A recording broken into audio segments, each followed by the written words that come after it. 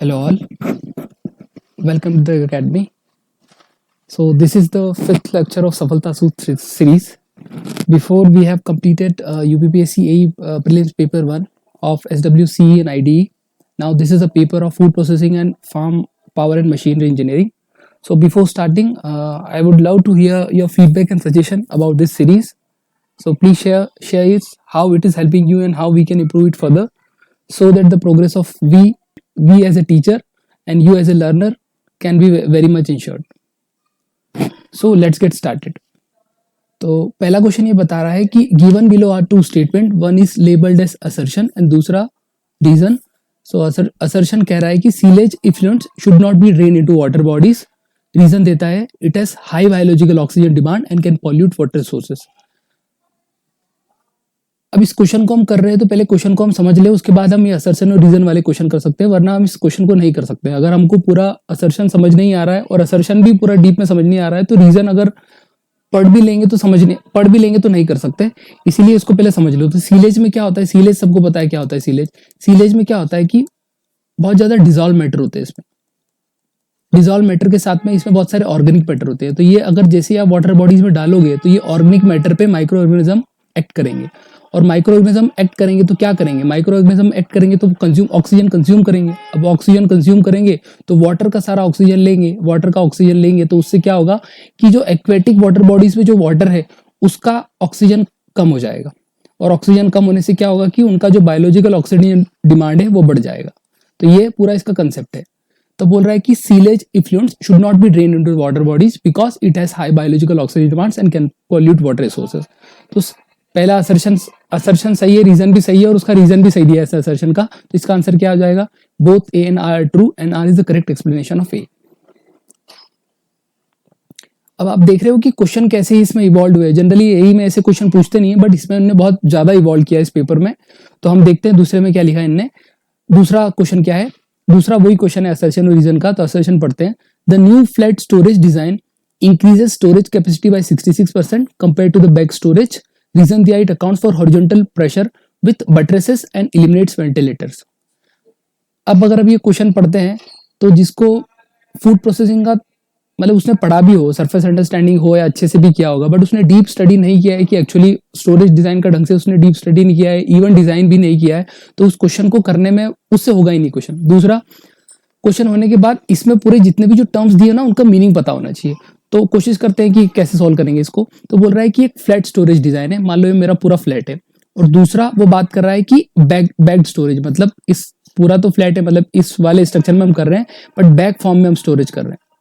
तो बोल रहा है कि जो ट्रेडिशनल स्टोरेज डिजाइन है उसकी स्टोरेज कैपेसिटी इंक्रीज हो जाती है 66% compare to this type of storage. तो मान लो ये ट्रेडिशनल है और ये बैग्ड है. अब मुझे बताओ ये ट्रेडिशनल में क्या है कि मैं ग्रेन पूरा यहाँ तक फिल कर सकता हूँ, पूरा फिल कर सकता हूँ ग्रेन. बट बैग में क्या होता है कि बैग में नीचे वॉइड्स आते हैं ना, मतलब इसको बैग के फॉर्म में ग्रेन में स्टोर करूंगा फिर स्टैक बनाऊंगा तो बीच में वॉइड्स रहेंगे, यहाँ पे वॉइड्स रहेंगे. फिर इसका प्रेशर इसके नीचे एक्ट करेगा, फिर इसका प्रेशर इसके नीचे एक्ट करेगा. तो पूरा प्रेशर हॉरिजॉन्टल और वर्टिकल प्रेशर बहुत एक्ट करता है. तो मेरे स्टैकिंग इसमें बहुत ज्यादा नहीं हो पाती. स्टैकिंग में करूंगा बट एक मिनिमम अमाउंट तक मैं स्टैकिंग करूंगा और ग्रेन को मैं एक मिनिमम अमाउंट तक फिल करूंगा, यहाँ तक जितना भी हो पाएगा, बट ऊपर तक नहीं जा पाता है. बट फ्लैट में क्या है कि आपने बैग वाली कंडीशन ही हटा दी, आपने पूरा इसका जो स्टोरेज डिजाइन है वो बढ़ा दिया, क्योंकि यहाँ पे वॉइड नहीं है, पूरे डेप्थ तक मैं मेंटेन कर सकता हूँ. साथ में ये जो फ्लैट बेड डिजाइन है ना, इसमें जो वॉल्स पे होता है ना, ये बटरेस प्रोवाइड करते हैं. बटरेस कुछ नहीं होता है, एक सपोर्ट स्ट्रक्चर होता है ताकि ये हॉरिजॉन्टल प्रेशर ग्रेन का झेल पाए. अब ये ग्रेन क्या है कि हॉरिजॉन्टल प्रेशर लगाएगी, यहाँ पे लगाएगी, यहाँ पे लगाएगी, यहाँ पे लगाएगी. तो ये जो बटरेस है ना, ये हॉरिजॉन्टल प्रेशर इसका ले पाती है. इसके कारण क्या होता है, इसका डिजाइन एकदम सेफ होता है और इसकी स्टोरेज कैपेसिटी बढ़ती है. अब दूसरा क्या होता है, इसमें हमको वेंटिलेशन देना पड़ता है, बट अगर ये ऑटोमेटिक सिस्टम है तो इसमें वेंटिलेशन हटा देते हैं. वेंटिलेशन का माध्यम कोई दूसरा हो सकता है, वो डक्ट हो सकता है, फैन हो सकता है, बट इसमें ऐसा होता नहीं है. वो होता है बट इसमें रीजन में बोल रहे हैं कि we eliminate ventilator in this. तो वेंटिलेटर लिमिट से स्पेस बच जाएगा और स्पेस से क्या होगा कि कैपेसिटी मेरी बढ़ जाएगी.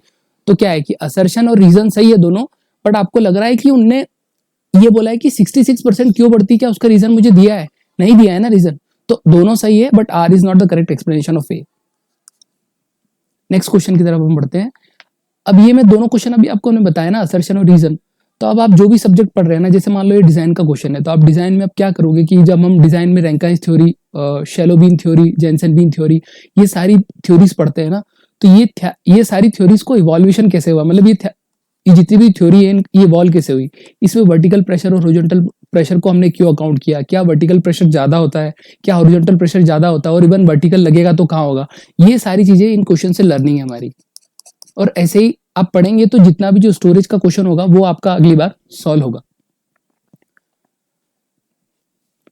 अब तीसरा क्वेश्चन है typical weight of settle silage at 3 metre depth with 28% diameter. तो वो आपको सेटल सिलेज का वेट पूछ रहा है। अब सीलेज से दो क्वेश्चन पूछ लिए उसने। सीलेज भाई एनिमल हस्बेंड्री का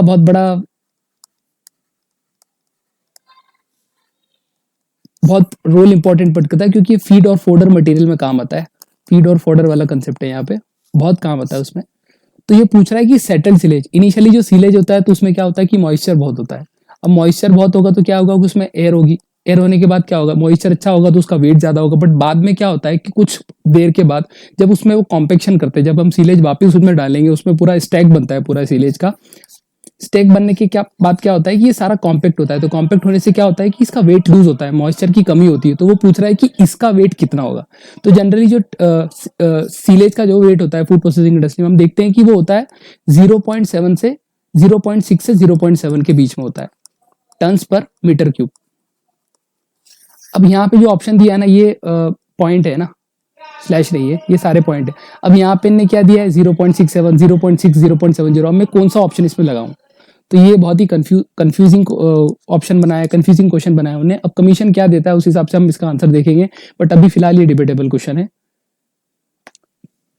नेक्स्ट क्वेश्चन आपसे बोल रहा है the width of a large size combine may be our. अब ये एई का फेवरेट क्वेश्चन है। आप farm machinery and power engineering में, और कंबाइन हार्वेस्टर भी फार्म मशीनरी और पावर इंजीनियरिंग का फेवरेट टॉपिक है। वो कंबाइन हार्वेस्टर से आपसे कुछ भी पूछ लेगा, वो रील पेरिफेरल इंडेक्स पूछ लेगा, कौन सा सिलेंडर यूज करता है, कितने लॉसेस होते हैं, अनथ्रेस्ड ग्रेन की एफिशिएंसी बता दो, बहुत सारे क्वेश्चन बन जाएंगे। तो कंबाइन हार्वेस्टर आपको बहुत अच्छे से छोड़ना। इवन इसका भी वेरिएशन बन जाएगा, आपसे पूछ लेगा कि मीडियम हॉर्स पावर कितना होगा, आपसे पूछ लेगा कि मीडियम साइज का कंबाइन में कितना विड्थ होगा। तो अभी इस लर्निंग ये है कि जितने भी जो कंबाइन हार्वेस्टर का हम पूरा क्लासिफिकेशन पढ़ता है उसको हम अच्छे से देखें। तो इसकी विड्थ क्या होगी, इसकी विड्थ होगी 4 मीटर।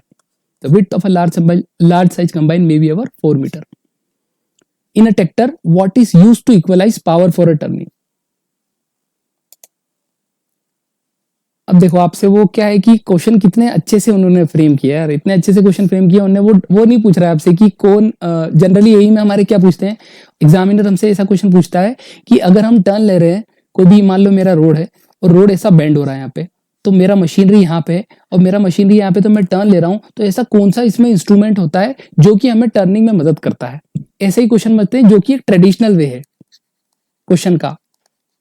बट अब उन्होंने क्या किया, इसको टेक्निकल फॉर्म में लिया। एक्चुअली टेक्निकल फॉर्म में क्या किया है कि अगर ये बैंड हो रहा है, अगर ये बैंड हो रहा है तो क्या होगा कि इसमें जो व्हील्स इसके लगे हैं, यहाँ में मान लो ये व्हील्स है मेरे, ये व्हील्स है, ये मेरे व्हील्स लगे हैं, तो एक्चुअली व्हील्स में ही तो पावर कम होगा और ये टर्न होगा ना। एक व्हील ज्यादा घूमेगा, एक व्हील कम घूमेगा, जब भी तो ये टर्न हो पाएगा ना। तो उन्होंने इसी माध्यम को एक टेक्निकल फॉर्म में कन्वर्ट कर दिया और आपसे क्वेश्चन पूछ लिया है। तो अगर आपको इसने डिफरेंशियल को आपने बहुत अच्छे से समझा होगा तो ये क्वेश्चन आप कर लोगे, वरना नहीं होगा ये।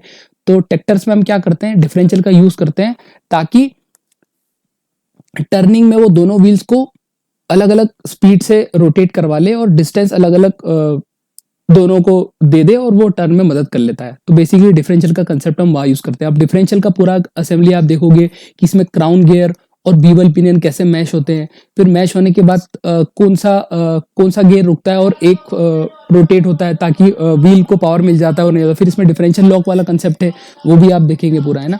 और उसके बाद आप आगे बढ़ेंगे। द एटमॉस्फेरिक प्रेशर इज, अब वो पूछ रहा है कि जो हमारा एटमॉस्फेरिक प्रेशर है वो कितनी हाइट क्रिएट कर सकता है। तो वैसे ये जनरल क्वेश्चन है, बट समझा देता हूं मैं कि 1 एटमॉस्फेरिक प्रेशर कितना होता है। 1 एटमॉस्फेरिक प्रेशर होता है 10⁵ न्यूटन पर मीटर स्क्वायर। ठीक है, तो प्रेशर क्या लिखते हैं हम, प्रेशर को लिखते हैं rho g h in terms of height. अब यहाँ पे लिख देंगे 10⁵, डेंसिटी हमारा वाटर है 10⁵, जी मेरा 9.81 है और हाइट मुझे निकालना है। तो कितनी हाइट एक एटमॉस्फेरिक प्रेशर क्रिएट कर सकता है। तो अब इसको आप सॉल्व करोगे तो 10.34 मीटर ऑफ वाटर आएगा। तो 6 का आंसर सी हो जाएगा। Read the following statement regarding respiration of food grains. पहला स्टेटमेंट मुझे बोल रहा है respiration rate is higher for old grains than fresh grain.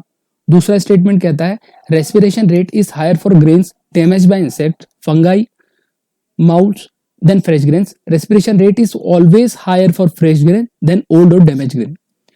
तो अब हमसे पूछ रहा है रेस्पिरेशन रेट के बारे में। अब रेस्पिरेशन रेट किसका पार्ट है? फूड प्रोसेसिंग का पार्ट है, फूड टेक्नोलॉजी का पार्ट है। तो बोल रहा है कि रेस्पिरेशन रेट ओल्ड ग्रेन का ज्यादा होगा या फ्रेश ग्रेन का ज्यादा होगा। ठीक है, अब किसी ने पढ़ा भी नहीं हो बट थोड़ा सा अगर वो अंडरस्टैंडिंग उसको होगा तो वो कर सकता है। कैसे इसको सोचेंगे? अब जनरली जो ओल्ड ग्रेन होता है ना, फ्रेश ग्रेन में क्या होता है? मॉइस्चर होगा फ्रेश ग्रेन में, साथ में इसमें एंजाइम्स होंगे ग्रेन्स के। तो एंजाइम्स होंगे, वो एक्टिव होंगे, तो वो एक्टिव होंगे तो क्या होंगे कि वो साइकिल पे वर्क करेंगे।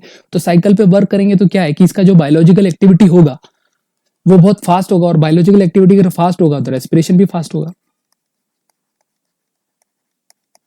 बट ओल्ड ग्रेन में क्या होता है, इनका जो मॉइस्चर लेवल और एंजाइम एक्टिविटी और बायोलॉजिकल एक्टिविटी वो वीक होती है, और वीक होने के कारण क्या होता है कि जो रेस्पिरेशन होता है वो स्लो होता है। तो रेस्पिरेशन क्या होता है इसमें? स्लो होता है। तो पहला आपको बोल रहा है कि respiration rate is higher for old grain than fresh grains, तो ये गलत हो गया। दूसरा वो बोल रहा है कि अगर रेस्पिरेशन रेट कब हायर हो जाएगी? जब ये जितने भी जो माइक्रोब्स है इस पे एक्ट करेंगे तो किसका रेस्पिरेशन हायर हो जाएगा। अब मुझे बताओ, ये मेरा फंगाई है या फिर ये मेरा वायरस है, ये अगर मान लो मेरी ग्रेन पे अटैक करता है, तो ग्रेन पे अटैक करता है तो क्या इसके सेल के सरफेस को एक्सपोज करेगा। अब सेल के सरफेस को एक्सपोज करेगा तो क्या होगा कि बायोलॉजिकल एक्टिविटी और बढ़ जाएगी। आप कोई भी टिश्यू आप स्क्रैच करते हो तो वो एक्सपोज होता है सरफेस से, तो सराउंडिंग से रिएक्ट करता है। तो सराउंडिंग से रिएक्ट करेगा तो अल्टीमेटली क्या कर रहा है? बायोलॉजिकल एक्टिविटी को तेज कर रहा है। तो बायोलॉजिकल एक्टिविटी को तेज करने से क्या होगा? प्रोसेस स्पीड अप होगा, तो रेस्पिरेशन ज्यादा करेगा, तो रेस्पिरेशन ज्यादा होना चाहिए। तो respiration rate is higher for grains damage by insects, fungi, moulds than fresh grain. तो सही बात है कि ग्रेन्स का रेस्पिरेशन रेट ज्यादा होता है, तो दूसरा सही है। फिर बोल रहा है respiration rate is always higher for fresh grain than old और डैमेज ग्रेन। अब ये जो ऑलवेज है ना, ये एक्सट्रीमिटी का वर्ड यूज किया है। ऑलवेज कहीं भी सूटेबल नहीं होता है, मतलब आप कभी भी ऑलवेज हमेशा कभी भी सही नहीं होगा। फिर भी मैं बताता हूँ क्यों सही नहीं होगा। मुझे बताओ कि जो फ्रेश ग्रेन होगी, मान लो वो रेस्पिरेशन ज्यादा करती है, तो रेस्पिरेशन अगर वो ज्यादा करेगी तो क्या हमेशा केस में ज्यादा करेगी? मान लो इस ग्रेन का वाइगर ही नहीं है, या इसका वायबिलिटी ही नहीं है, या इसमें शुरू से ही डिफेक्ट बहुत सारा है, तो ज्यादा डिफेक्ट होने से क्या रेस्पिरेशन हो ही नहीं पाएगा ना। मतलब वो उसका बायोलॉजिकल एक्टिविटी शुरू से ही अच्छा नहीं है, जेनेटिक डिफेक्ट है, वाइगर है, वायबिलिटी नहीं है, तो फिर कैसे करेगा वो? रेस्पिरेशन नहीं कर पाएगा ना। इसलिए इस केस में क्या होता है कि respiration rate is always higher, ही गलत हो जाएगा। जनरल टर्म में हम बोल सकते हैं कि फ्रेश ग्रेन का ज्यादा होता है, बट ऑलवेज गलत हो जाएगा। तो आंसर क्या हो जाएगा इसका? Only statement 2 is correct. अब यहाँ पे इनने ऑप्शन में भी नहीं दिया है, लिखा है ओनली स्टेटमेंट 1 इज इनकरेक्ट। अब कैसे बनाया इनने? देखो आप, करेक्ट और इनकरेक्ट दोनों बनाए। तो इसमें बोला कि ओनली स्टेटमेंट 1 इज इनकरेक्ट, दूसरा बोला only statement 3 is correct, only statement 1 or 2 correct, और ओनली स्टेटमेंट 1 आर 3 करेक्ट। अब इसमें जो हमारा आंसर आ रहा है वो भी सही नहीं दिया है इसमें, मतलब इनने बनाया उसके बाद भी वो आंसर सही नहीं बनाया। तो अब इसमें जो अप्रोप्रिएट लग रहा है वो कर दो। अब हमको पता है कि 1 तो गलत ही है, अब 1 गलत है तो एक ही बच जाता है कि 3 मार दो, जबकि वो 3 भी गलत है। बट ठीक है, डिबेटेबल है, डिलीट होगा जब कमीशन इसका आंसर देगा। बट जो कंसेप्ट है मैंने आपको बता दिया है, उसके हिसाब से आप आगे आपका प्रोसीड करना। Efficiency of silicon cell for converting solar energy to electrical energy.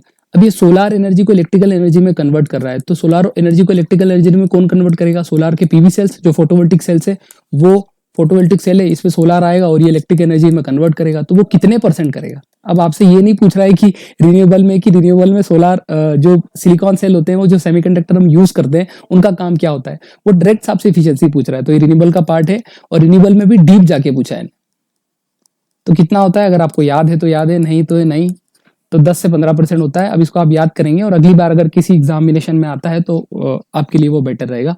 A 4-stroke cycle is completed through how much degree of crank rotation in a internal combustion engine. वो बोल रहा है कि 4-stroke साइकिल में जितनी भी जो प्रोसेस होती है, जो 4 प्रोसेस होती है, वो क्रैंकशाफ्ट के कितने रोटेशन में हो जाती है। तो ये बेसिक सवाल है, सबको पता है कि सक्शन, कंप्रेशन, पावर और एग्जॉस्ट होती है, और 4-stroke साइकिल में 720 डिग्री रोटेशन से पूरा साइकिल खत्म हो जाता है, और 2 स्ट्रोक में 360 डिग्री में फिनिश हो जाता है। तो इसका आंसर क्या हो जाएगा? 720 डिग्री।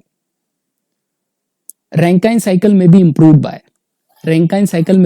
अब जनरली जो रैंकाइन साइकिल होता है वो हमारे एग्रीकल्चर इंजीनियरिंग में ज्यादा पूछते नहीं है, और इतना सिलेबस में भी डिस्क्राइब नहीं करते हैं। बट इन्होंने रैंकाइन साइकिल डायरेक्टली आपसे पूछ लिया कि रैंकाइन साइकिल क्या होता है। तो बहुत ही डिफिकल्ट है, अगर एग्जामिनेशन में आप इसको करते हो तो बहुत डिफिकल्ट है उस समय। बट अब इससे लर्निंग क्या है कि मैं जितने भी जो साइकिल्स है, जो मैकेनिकल इंजीनियरिंग में जितने भी साइकिल्स है, एटलीस्ट उनका मैं बेसिक सीख लूँ, ताकि अगर क्वेश्चन थोड़ा बहुत आउट ऑफ सिलेबस भी आए तो मुझसे वो हो जाए। अब रैंकाइन साइकिल एक्चुअली क्या होता है, रैंकाइन साइकिल हम जनरली बॉयलर्स में यूज होते हैं, थर्मल पावर प्लांट्स में यूज करते हैं। थर्मल पावर प्लांट में हम रैंकाइन साइकिल का यूज करते हैं। थोड़ा सा कंसेप्ट बता देता हूँ ताकि सॉल्व हो जाएगा। थर्मल पावर प्लांट, अब वो आपसे पूछ रहा है इफिशियंसी, तो इफिशियंसी का मतलब क्या होता है कि आपने कितना इनपुट पे कितना आउटपुट लिया ना, वो इफिशियंसी होता है। तो पहले एक बार रैंकाइन साइकिल हम ड्रा करते हैं। तो जितने भी मान लो थर्मल पावर प्लांट में यूज होता है, तो थर्मल पावर प्लांट में क्या होगा कि वाटर का रिक्वायरमेंट होगा, तो कोई वाटर सोर्स से हम वाटर लिया, तो वाटर सोर्स लिया तो मान लो पंप से मैंने कहीं वाटर सोर्स से वाटर पंप किया। अब वाटर मैंने पंप किया, तो वाटर जैसे ही पंप किया उसके बाद मैंने इस वाटर को बॉयलर में लिया, ये मेरा बॉयलर है।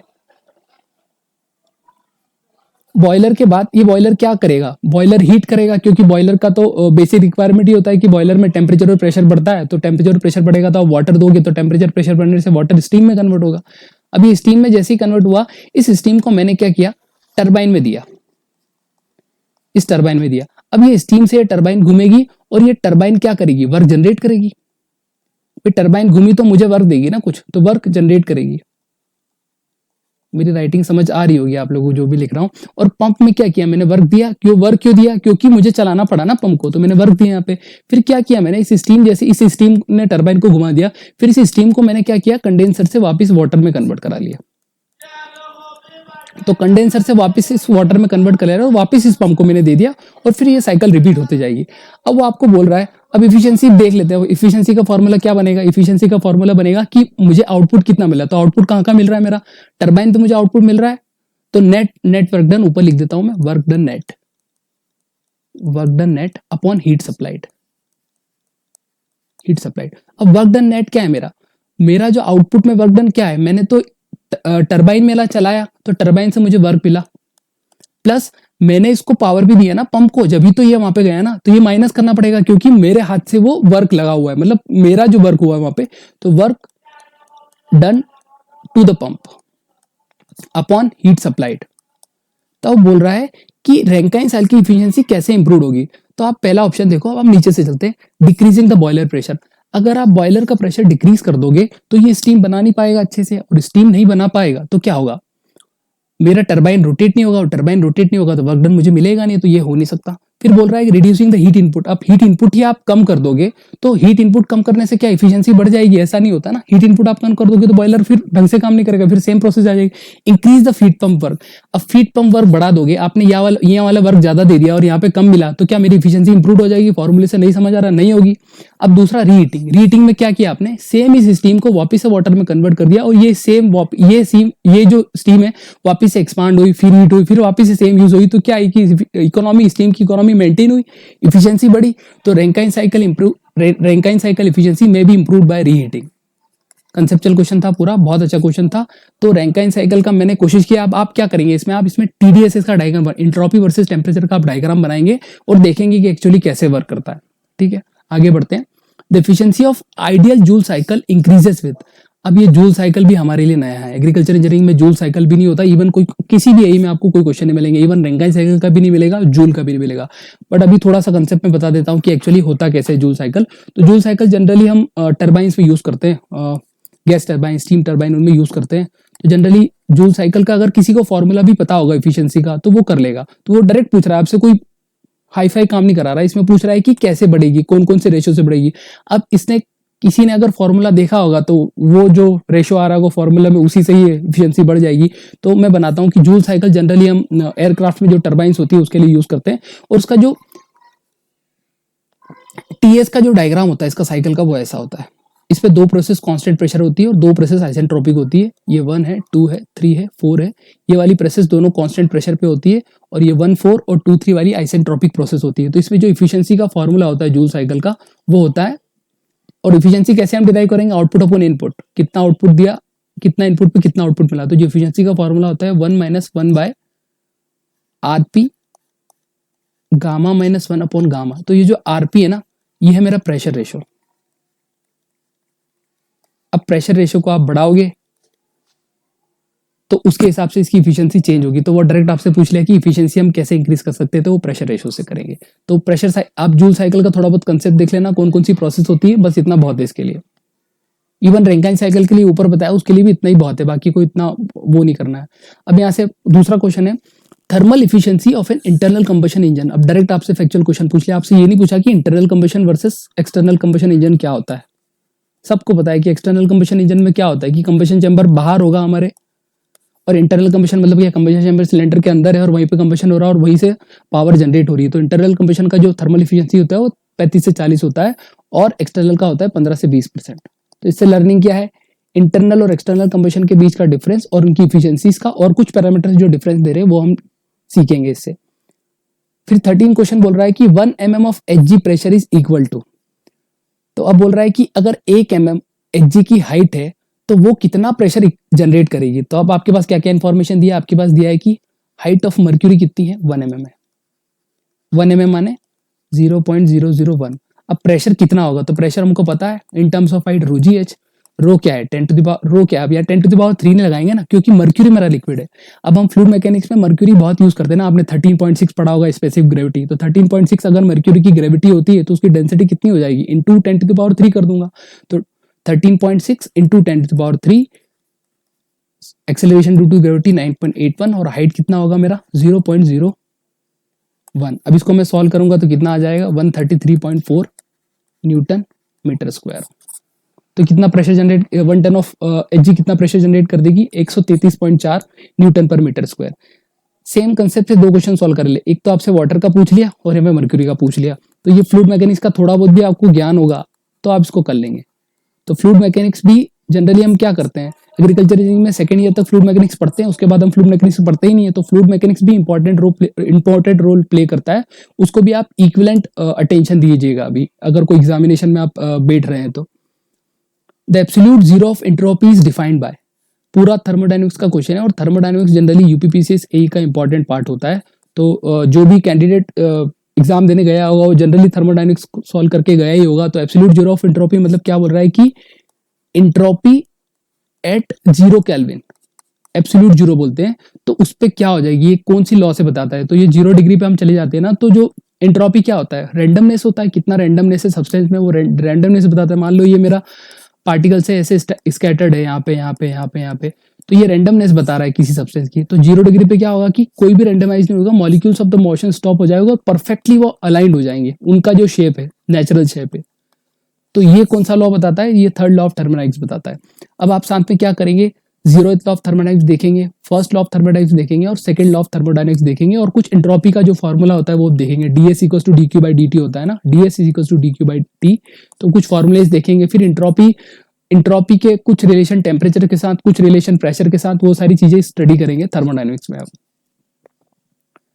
अ soil with porosity 40% and a void ratio of, अब ये मिक्स पार्ट है, ये सॉइल वाटर में भी आता है, इरिगेशन में भी आता है, तो अब जिसको फॉर्मूला पता है वो कर देगा। पोरोसिटी क्या होता है, पोरोसिटी होता है volume of void to the total volume, और वॉइड रेशियो होता है volume of void to the total soil volume, मतलब ये सॉलिड्स का वॉल्यूम। ओके, तब इनका रिलेशन क्या होता है कि E is equal to n 1 minus n होता है। तो अब यहाँ पे रख लो 0.4, 1 माइनस 0.4, तो ये कितना हो जाएगा 0.667। तो कौन से ऑप्शन में दिया है 0.667, ये नीचे दिया है 0.6, तो ये आंसर हो जाएगा। फिर 16 क्वेश्चन बोल रहा है a rubber roll sheller is use for removing. अब रबल रोल शेलर, अब ठीक है मान लो किसी को नहीं आ रहा है, ठीक है, मान लो कोई ऐसा एस्पिरेंट है जिसको आ ही नहीं रही है क्वेश्चन, पर हमारे सिलेबस में क्या मेंशन है, मिलिंग मेंशन है। मिलिंग हम जनरली किसकी करते हैं, मिलिंग बहुत सारी चीजों की होती है, बट जनरली मिलिंग किसकी हम पढ़ते हैं, पैडी की पढ़ते हैं।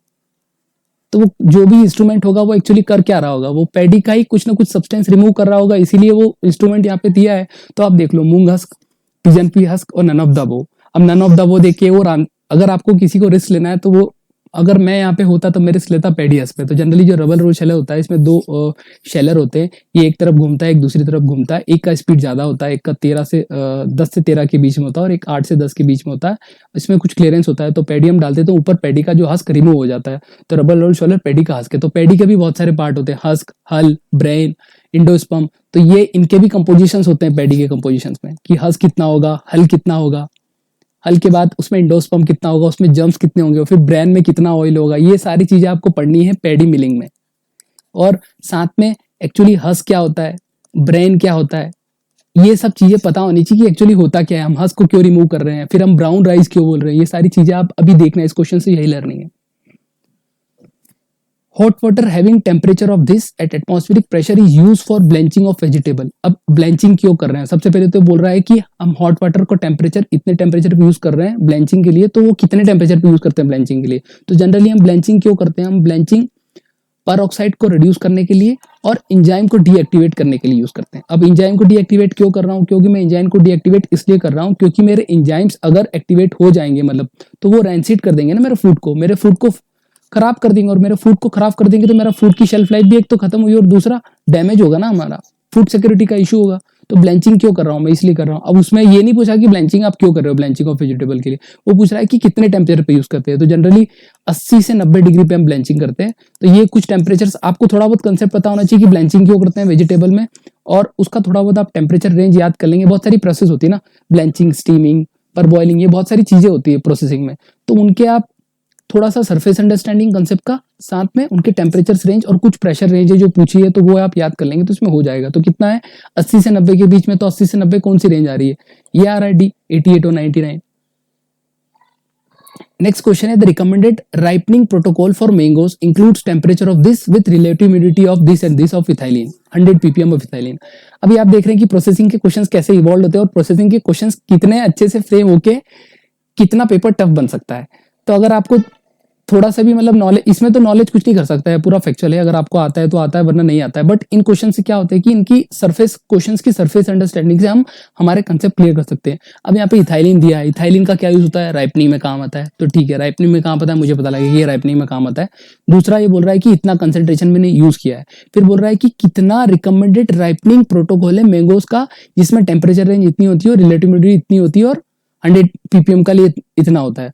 तो अगर आपको याद है तो याद है वरना नहीं याद है। अब ये 20 से 22 डिग्री होता है, 20 से 22 डिग्री टेम्परेचर इसके लिए ऑप्टिमम होता है और उससे वो अच्छे से राइप हो जाता है, ये प्रोटोकॉल है मैंगो का।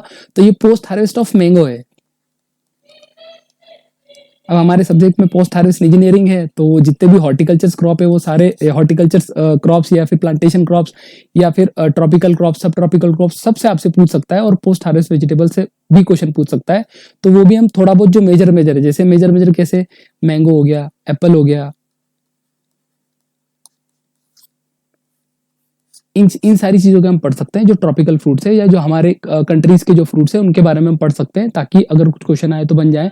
वैसे इतना इसका लोड नहीं लेना है क्योंकि ये क्वेश्चन डिसाइडिंग फैक्टर बनेगा भी नहीं, क्योंकि ये किसी को भी नहीं आ रहा होगा ना, वहां पे जो बैठा होगा उसको भी नहीं आ रहा होगा। तो ज्यादा इसमें लोड नहीं लेना है, बस इतना ध्यान रख लेना कि मैं इस क्वेश्चन से क्या ले सकता हूँ, कि इथाइलिन पढ़ सकता हूँ, कि राइपनिंग क्या होता है, मैंगो का टेम्परेचर कितना होता है, मैंगो को कितने डिग्री पे स्टोरेज करते हैं, बस ये चीजें देख लो और आगे बढ़ जाओ।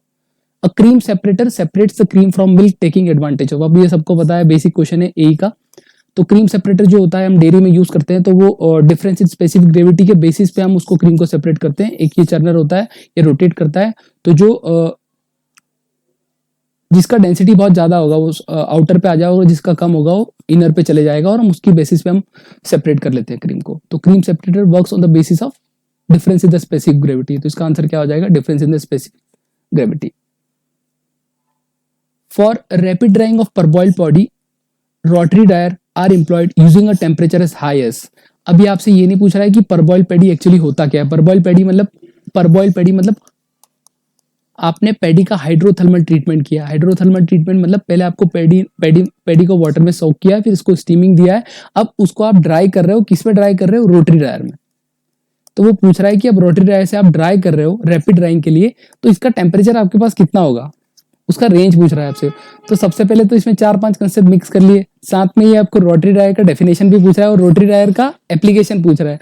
तो रोटरी ड्रायर का जनरली हमसे पूछ लेते हैं कि डायमीटर कितनी होगी, लेंथ कितनी होगा, टेम्परेचर कितना होगा, बट इसने पूछा है कि यूजिंग टेम्परेचर इज हाईएस्ट। तो आपको पता है तो ठीक है, नहीं पता है तो कोई दिक्कत नहीं। तो जनरली वो 100 से 110 के बीच में होता है, और इसमें भी वेरी करता है। कोई कुछ सोर्सेज बोलते हैं कि 100 से 110 होता है और कुछ सोर्सेज बोलते हैं कि 110 से 120 होता है। तो अब जो कमीशन मानेगा वो हम देखेंगे, जो आंसर मानेंगे वो देखेंगे, और उस हिसाब से फिर हमारा आंसर हम फ्रेम करेंगे। तो आज के लिए इतना ही। Thank you, have a nice day, keep learning.